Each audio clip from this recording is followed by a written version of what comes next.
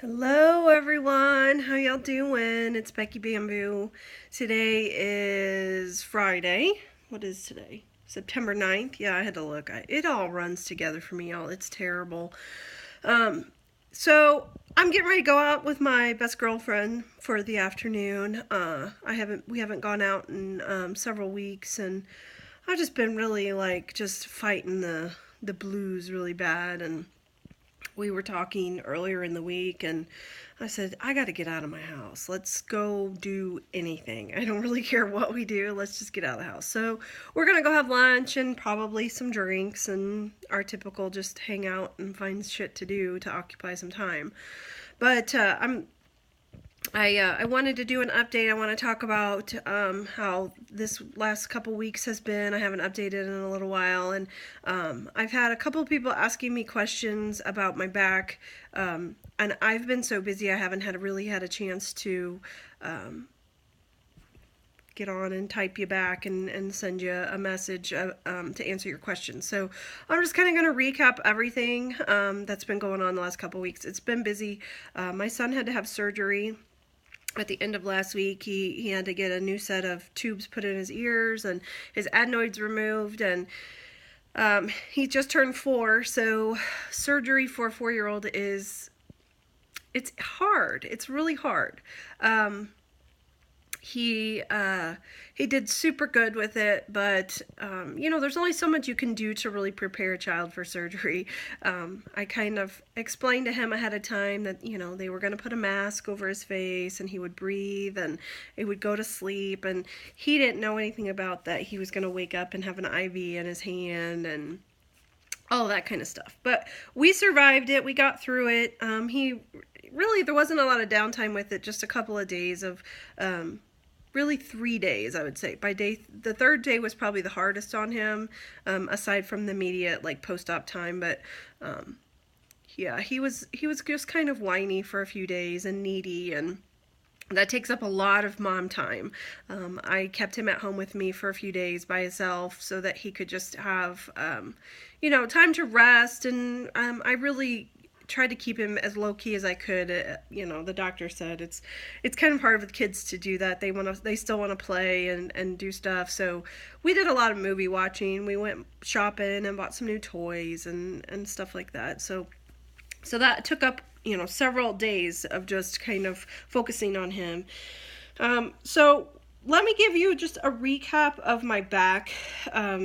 I'm going to just kind of tell the quick story of the nitty gritty of what I've been through with it, so that it kind of answers everybody's questions all at one time, because I've gotten several different questions, some about like what led me to have the fusion, and then some questions about the fusion and stuff. So I woke up one day in 2013, October of 2013, with the sudden onset of back pain.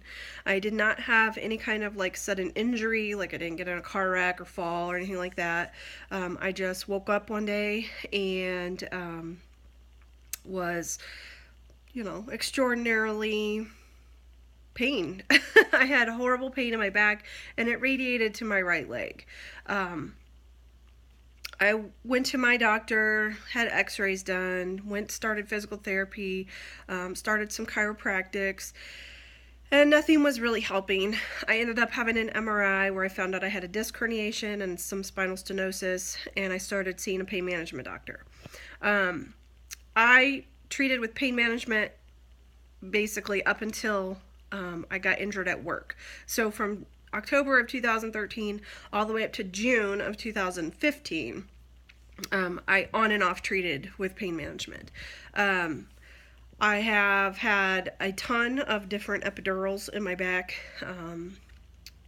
different levels, some left-sided, some right-sided, some central.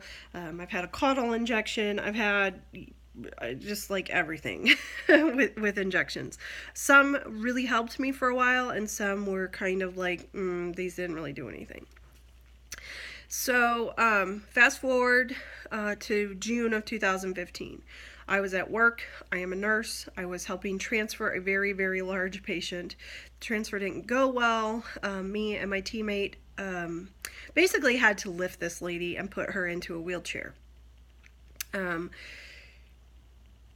I immediately felt a change. I felt a shocking pain down my legs, both legs, to my feet. And I kind of, after we got her in the chair, I remember being bent over and had my hands on my knees, and I felt like I couldn't stand back up for a while. So the pain level just increased significantly. And so I ended up having to report it because obviously it was thanks to the lifting that did it. And so what ended up happening is that even though I had the pre-existing back pain, I developed the sudden onset of weakness. So the disc herniation I had got worse. The spinal stenosis had gotten worse, and it had progressed to the point where I suddenly had weakness of my right leg. From that moment on, I had constant 24/7 pain in my back, all the way across my lower back, and all the way down my right leg. My right foot was completely numb. And the whole bottom of my foot is, I guess, is what I should say. And then my two middle toes were completely dead. Like, I had no feeling in them. In fact, right after that happened, I was at home one day, and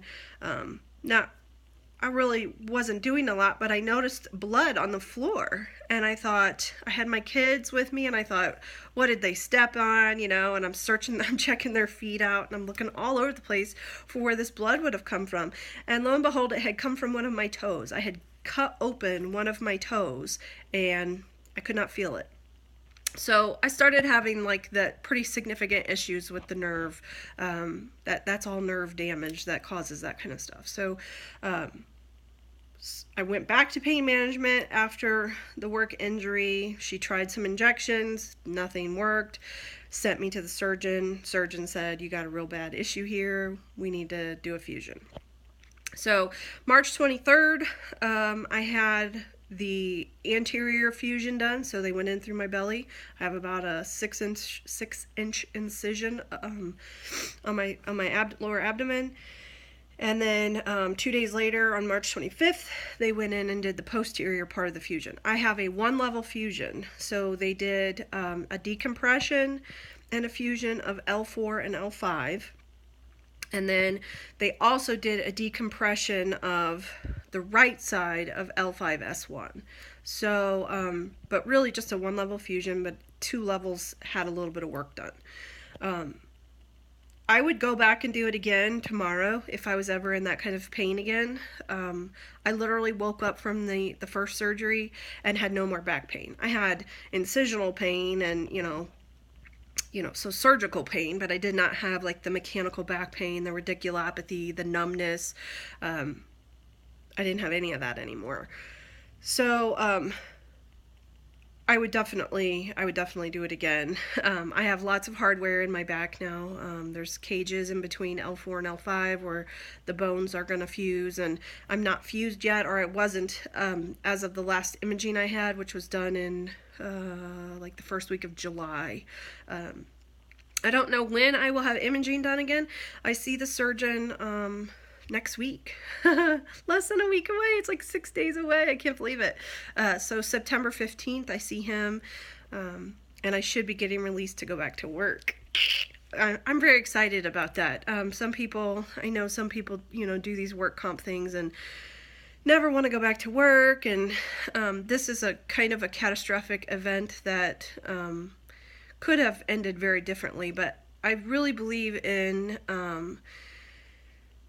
putting your best foot forward and doing what you need to do to recover appropriately. So I've done everything the doctors have asked me to do.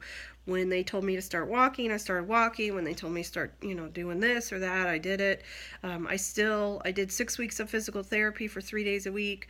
I walked on my days in between, and I've been out of therapy. This is the second week. Second week?